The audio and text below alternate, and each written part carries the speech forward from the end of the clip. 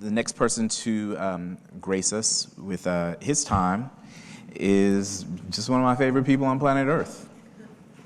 And I met this brother, I want to say in the year 2000. And just meeting him altered my trajectory in many ways. His work was featured in the 2010 Whitney Biennial. Subsequently been seen in Documenta and really all over the planet. I just think that he's one of the more special artists working today. This is Theaster Gates.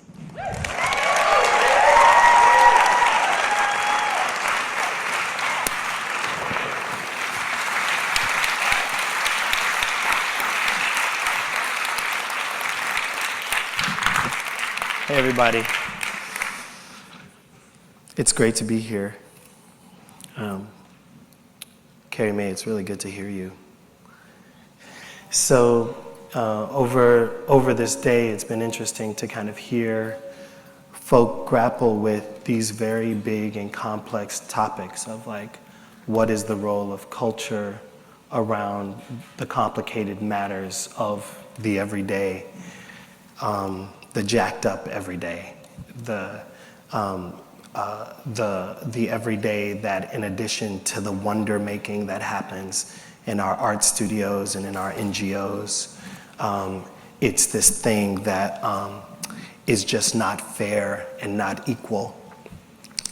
And as I was listening to Carrie Mae, I was just kind of struck by the fact that there's a way in which, in the history of contemporary art, the history of modern art, there's a way in which we've been led to believe that artists were able to escape the burden of the everyday, the burden of wars that have happened between our country and other countries, the matter of gender that has happened, that has created major rifts in the way that we imagine family, a growing economic gap, and that we think that, you know, Rothko was just painting pretty pictures, that Picasso wasn't actually engaged in the question of.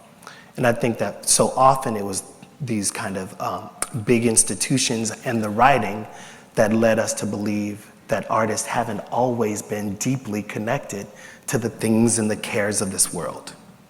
And the more that I read about the history of makers, the more I realize that people have always been, artists have always had a kind of gross sensitivity and feelers to the things of this world. And that in addition to the making that happens, that may seem like a pretty flower, that making in some cases may have also been a kind of quiet protest. And so I've been interested in both the making that happens, that is a subtle response to the challenges of this everyday hard thing, and then what are those moments that actually need to be something else, that need to actually tackle the gross, ambitious political, and that it should be as fiery and hot as the things that seem to oppress us. Is it possible that in addition to the passion that Picasso had that led him to both walk in protestation of war and the creation of Guernica and the possibility of taking Guernica out of his studio and allowing people to parade with that painting down the street, that is it possible that you can move from the symbolic act of painting to the radical act of protest, to a willingness to withdraw yourself from the possibility of war, thinking about Muhammad Ali, and that you would not only withdraw privately, but you would withdraw with passion and publicly. So what does it mean for us to create big and grand gestures with our lives? And so I look at these men and women. I'm thinking about Grace Lee Boggs,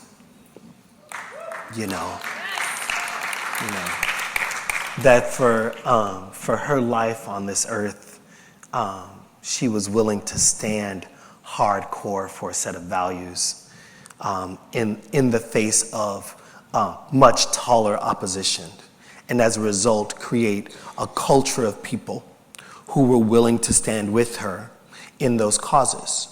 It's like, what does it mean to activate, to be active? What does it mean to be an artist active in the world, right?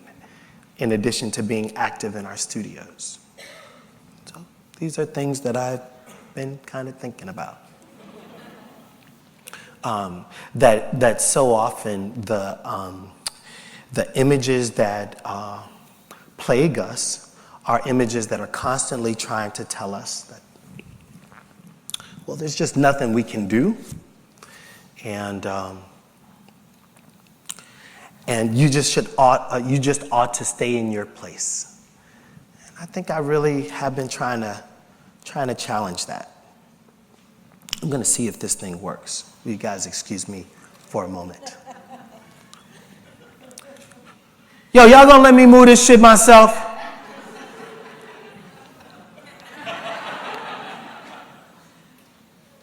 Which way you going? Logan? Okay. We're just gonna let him roll. Right? And so part of what I've been trying to do, no, we good. No, I'm enjoying this. I'm making jokes. Yeah, no, everything's cool. It's cool, it's great. That's the church and the church going down. And so there are these moments in my studio where it's like, all right, I feel like making art. Wake up, making art, get it going. Art, got them bricks, got them stones, got them bricks, got them sewer pipes, got them, right? And I'm watching my neighborhood get demolished. When there's a beautiful architectural wonder in my neighborhood, but it's in the wrong neighborhood, and no one has vision for what a building could be, the easiest thing to do is to just remove the possibility or the burden, that the thing is both possibility and burden at the same time, and there are these wonders. But the reality is we've forgotten how to dream about things. We've forgotten what it means to dream in space. And so these spaces go away. And it's like, it's actually not that difficult. I don't understand that in a country where we're producing more architects than social workers, how architecture could be bereft of a kind of humanity that would allow it to consider old buildings and not just the possibility of new ones. And that we're often on campuses that have both a business school and a school of social work, and they're usually on opposite sides of the campus, so that there's never an ethic around commerce, right? And that we are systematically training people to only think about one thing. You can only think about being a $40,000 paid social worker, and you will be betroddened, and you will work with the troddened. And then you can only be a hedge fund manager, and you will only think about other hedge fund managers and other people with wealth. Anything aside from that, wait till you've made $26 billion before you become generous. And these moments where there's no correlating, there's no path made. The best that might happen is that a business woman might meet a social worker person at a lunchroom, and they might get married. And one of them has the responsibility of making the cash while the other one carries the causes.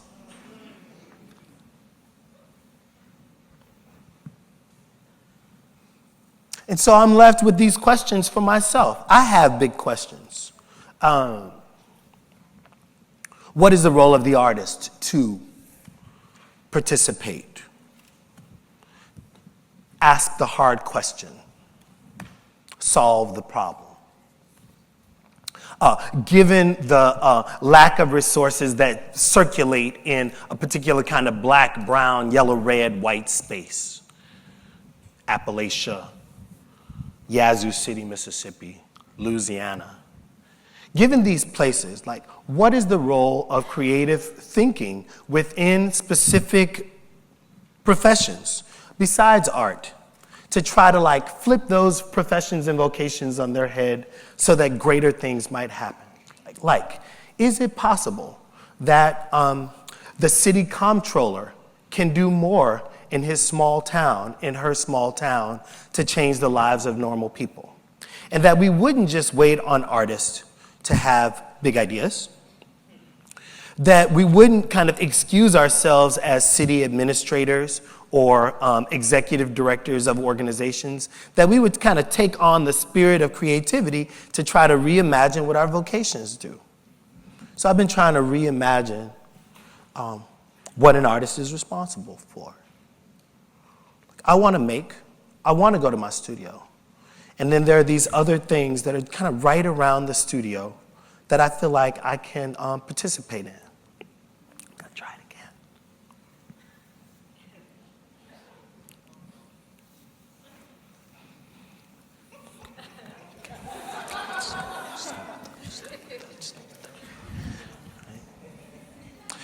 One of the big projects, Carrie May, was 7 years ago. I moved to the South Side, maybe a little bit longer than that. I'm getting old. I bought a house. The house was on a street called Dorchester. A few years later, I bought another house. At that time, it did not feel like a work of art or a life's work. I just bought a couple houses. I bought the house next to me because I wanted to manage the deviants near me. I just didn't want no crazy neighbors. Right? It was real simple. There was nothing altruistic about it. I was simply living my normal person life. I borrowed a lot of money to get that second house. By the time I bought the second house, did my sweeping exercises, and got to the third house, I thought, I'm making a commitment here. Right? Looks like I'm going to be here for a while. And at the same time, there was a national conversation growing about what it means to be in a place, right? And people were trying to figure out like how to transform these spaces. I wasn't a part of that conversation. Nobody asked my opinion. I was simply trying to stabilize my neighborhood by taking the abandoned buildings in my neighborhood and buying them so that people wouldn't steal the pipes. Real simple. Because if they steal the pipes and the basements flood, it's probably going to flood my basement too. Real practical. I was selfish, right? By the third house, I thought, okay, maybe we could do this. Maybe we should call these things something, because I've learned that calling things something means something. So let's call it something.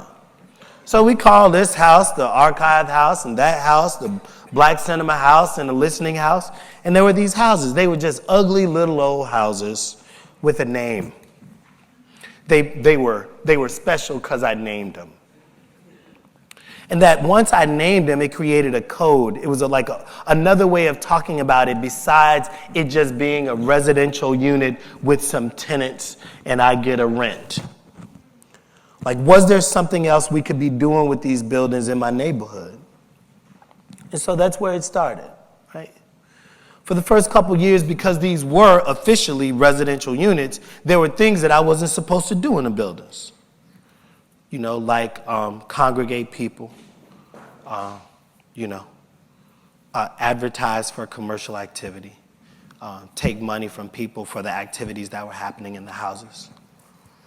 And so we tried to avoid doing those things. But from what I saw, I had friends, with big houses downtown. They were having parties all the time. Wasn't nobody stopping them from having their parties. They had 50, 60 people, and I think they were doing business even if they weren't doing business in the houses. I know that the Denver Art Museum was coming to see one of these fancy people, and they were talking about the things that they were going to acquire and the co-acquisitions that could happen between this or that gallery. They were talking about big money. I was like, well, if they can do that downtown, I can do this on the South Side. But we just don't have to call it nothing. It's just a dinner. Right? And so you start to learn codes. You start to learn how to talk about things, Carrie May. You learn how to talk about things, and then you learn that there are some things that you don't have to talk about. Some things you don't have to say, right? And for a few years, people were really confused. They were like, well, Theaster, are these your vanity projects adjacent to your art projects? Or, do you have a deep interest in community development? Is this the neighborhood you grow up in? Or, is this your give back for all of the money that you make in the capitalist empire of the art market? Because what I found is that there's a certain kind of moneymaker, and all they understand is how to make money. They can't imagine that one would do something for any other reason but like branding.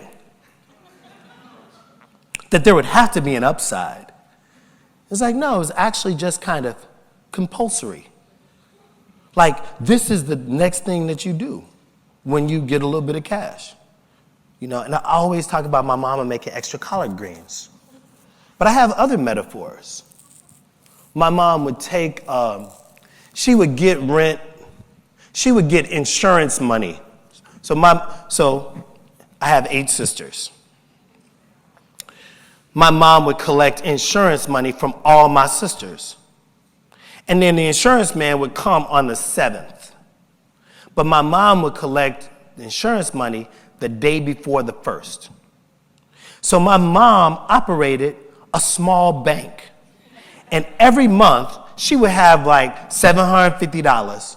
That was the insurance money of all her daughters, aggregated, that she could play with for 7 days. And so she would say, Lynette, I'm going to give you $300. You have 5 days to give me my $300 back. Right? It was so clever. My mom was so clever. Right? And it was like, she always paid her insurance on time. She always paid her bills on, it was a thing. Like, you come home, this is like back in the day, and like the light bills would be out and the gas bills would be out. We're like, and then her and my dad would sit, my dad would put on his bifocals. But there was this way in which she understood, she understood resourcefulness in such a beautiful way. And that she would take that little bit, borrowed, waiting, to kind of increase the potentiality on the west side of Chicago. I think I inherited that, right? That the collard greens did something to me because I had to deliver those collard greens. That I was simply a pawn for her generosity. I was not generous. I was cursing her because it was cold outside. It was like the only thing I had, I didn't have any gloves. I had the hot plate. I was like thankful that the plate was hot. That my mom was doing things outside her house in the same way that I was trying to do things outside my studio. And that she was only doing it at the level of her capacity. So if the greens were on sale, she would just get a few more greens. If they were like, they were at Jewel and it was like $5 for 12 bushels. And then my sisters would get upset when the greens would go on sale because they knew they had to pick them. It's a lot like my staff. They're like, oh, God, he had a great show. Here we go.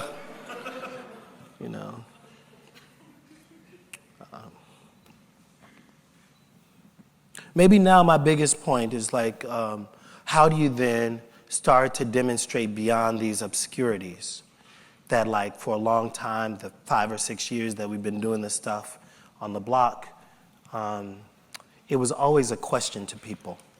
And so it was just kind of like, over time, we felt like we were slowly building a community of people, developing some consensus, figuring out what the needs were, being generous, and also having agency to build the things that I wanted to see in my neighborhood. It's like, I wanted to be able to see black films in my neighborhood. Didn't nobody ask me if I would, I didn't crowdsource what would we do in the house I bought. I decided I want to build a black cinema house. Y'all want to come? But because I lived there, right, this is like the difference between insider and outsider. Because I lived there, I didn't really feel like I had to ask nobody. This is my contribution. So it's like, next time y'all think y'all want to be like NGO style and then survey the community to see what they want to do, make sure you live there. It becomes a lot easier.